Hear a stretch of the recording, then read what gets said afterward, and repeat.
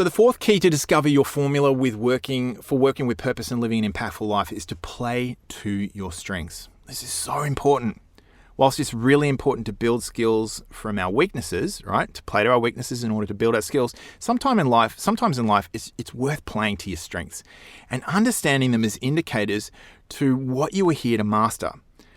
They help you identify what your intrinsic purposeful direction is in life, that thing that you gravitate towards and express quite naturally in life, right?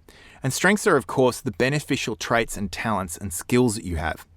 They're your gifts to the world. They're what you have to offer and what you can use to create masterfully on this planet. So your strengths are what I would refer to as your haves, right? So values are your do's, ideals are your be's, and your strengths are your haves.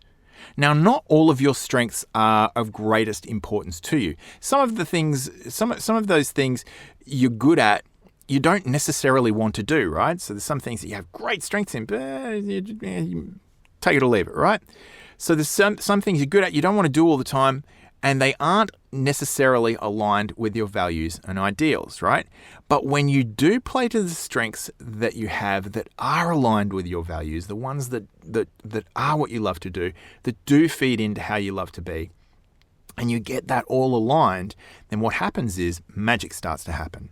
The funny thing is that most people have strengths they're not even aware of, right? In fact, whenever I do a strengths test with people, something different and new comes up every time for every single person. No fail, right? So funnily enough, strengths are not always obvious, but they do always make sense. And it's a wonderful feeling to be able to identify those strengths. So values are your do's, ideals are your be's, and your strengths are your haves. So what we're talking about here is your do's, your be's, and your haves.